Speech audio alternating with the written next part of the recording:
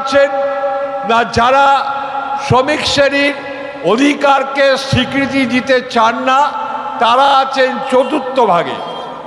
আর পঞ্চম ভাগে কারা আছেন না, পঞ্চম ভাগ থেকে তারা বলছেন দুটো ভাগ আছে।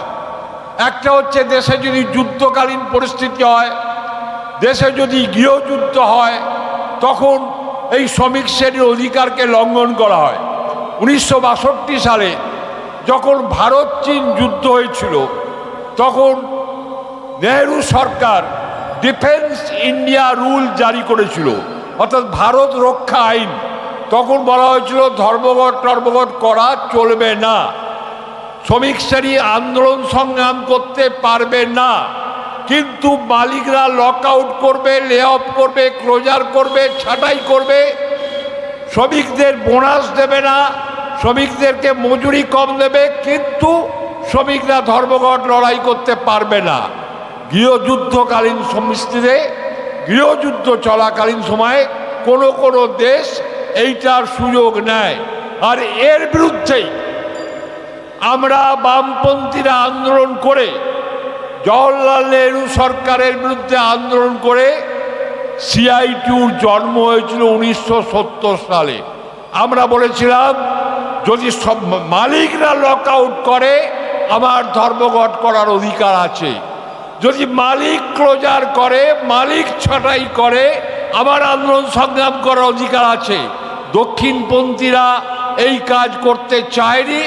আমরা বামপন্থীরা আমরা বলেছিলাম লড়াই হবে, এবং 70 সালে সিআইটিউর জন্ম হয়েছিল। এটা হচ্ছে প্রথম ভাগ। আর দ্বিতীয় ভাগটা কি আছে না, দেশে গণতন্ত্র আছে, গণতন্ত্রের মধ্য দিয়ে নির্বাচিত সরকার আছে। যেমন আমাদের ভারতবর্ষে আছে, পৃথিবীর বিভিন্ন দেশে আছে, গণতন্ত্রের মধ্য দিয়ে নির্বাচিত সরকার আছে। মোদী সরকার নির্বাচিত সরকার, মমতা ব্যানার্জি সরকার নির্বাচিত সরকার, কিন্তু এরা শ্রমিক শ্রেণীকে এই গণতান্ত্রিক অধিকারকে মানতে দেয় না। এটা হচ্ছে দ্বিতীয় ভাগ। আইটিউসি, ইন্টারন্যাশনাল ট্রেড ইউনিয়ন কনফেডারেশন বলছে ভারতবর্ষের শ্রমিক শ্রেণী এই 5টা ভাগের মধ্যে পঞ্চম ভাগে দ্বিতীয় ভাগে আছে। অর্থাৎ ভারতবর্ষে তথাকথিত গণতন্ত্র আছে, নির্বাচিত সরকার আছে, কিন্তু সেখানে শ্রমিক শ্রেণীর ট্রেড ইউনিয়ন অধিকার প্রতিদিন কেড়ে নেওয়া হচ্ছে। সেখানকার শ্রমজীবী মানুষ প্রতিদিন জীবন দুর্দশার মধ্য দিয়ে যাচ্ছে। এটা হচ্ছে আইটিউসি বলছে। আইটিউসি আরও বলছে যে এটা হচ্ছে আমার দেশে ভারতবর্ষে কৃতদাস প্রথা আছে, আমার দেশে ভারতবর্ষে সামাজিক ন্যায় প্রতিদিন লঙ্ঘিত হচ্ছে, আমার দেশে ভারতবর্ষে শ্রমিক শ্রেণীর সামাজিক সুরক্ষাগুলো প্রতিদিন লঙ্ঘিত হচ্ছে।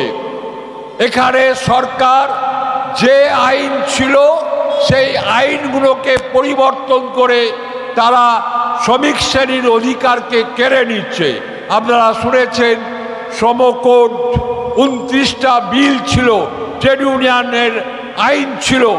সেই 1923 সালের ইন্ডিয়ান ট্রেড ইউনিয়ন অ্যাক্ট, 1948 সালের ইন্ডাস্ট্রিয়াল ট্রেড ডিসপিউট অ্যাক্ট, 1970 সালে কন্ট্রাক্ট লেবার অ্যাবলিশন রেগুলেশন, এরকম মাইনিং অ্যাক্ট, এরকম মহিলা শ্রমিকদের মেটারনিটি অ্যাক্ট, এরকম সামাজিক সুরক্ষা পেনশন অ্যাক্ট, এরকম অসংখ্য অ্যাক্ট ছিল।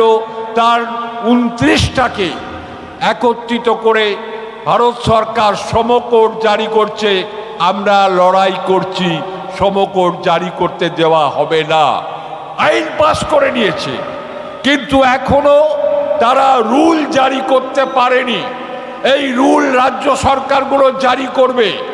আমরা লড়াই করে এই রুল জারি করতে দিচ্ছি না।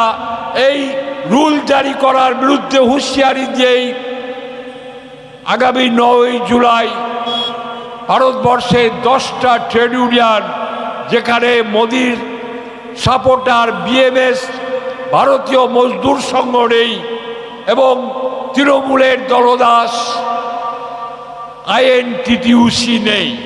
বাদবাকি 10টা ট্রেড ইউনিয়ন তারা ধর্মঘট করবে আগামী 9 জুলাই। বামপন্থা থাকলে কি হয়, আমি আরেকটু অতীতে যাব। 1969 সাল কংগ্রেসের ভাঙন হচ্ছে, ইন্দিরা গান্ধীর নেতৃত্বে নীলম সঞ্জীব রেড্ডির বিরুদ্ধে লড়াই হচ্ছে। আদি কংগ্রেস এবং নব কংগ্রেস, ভারতবর্ষে রাষ্ট্রপতি নির্বাচন হবে, নীলম সঞ্জীব রেড্ডি রাষ্ট্রপতি দাঁড়াবেন। ইন্দিরা গান্ধী দাঁড় করালেন বরাহগিরি ভেঙ্কটগিরি গিরিকে, ভিবি গিরিকে। আমাদের বামপন্থীদের কাছে বললেন আপনাদের সমর্থন করতে হবে, কারণ ভিবি গিরি একদিন আমাদের AITUC all India trade union কংগ্রেসের সভাপতি ছিলেন, আপনারা এনাকে সমর্থন করুন। আমরা বললাম আমাদের শর্ত আছে। কি শর্ত?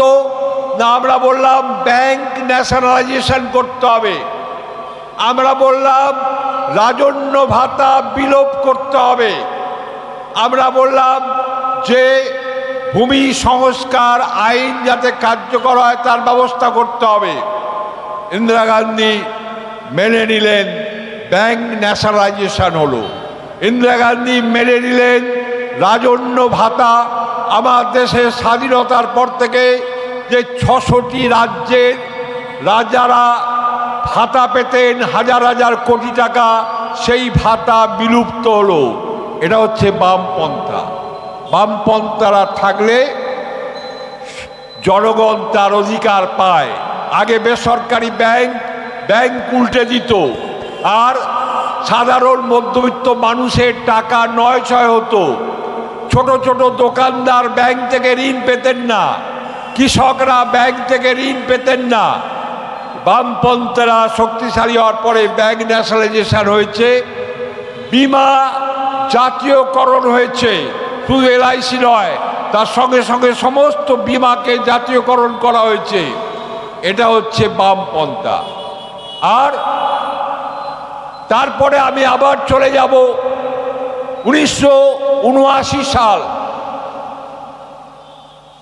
পশ্চিম বাংলায় বামফ্রন্ট সরকার প্রতিষ্ঠিত হয়েছে। ভয়াবহ খরা, মানুষ খেতে পাচ্ছে না, তার কাজ নেই।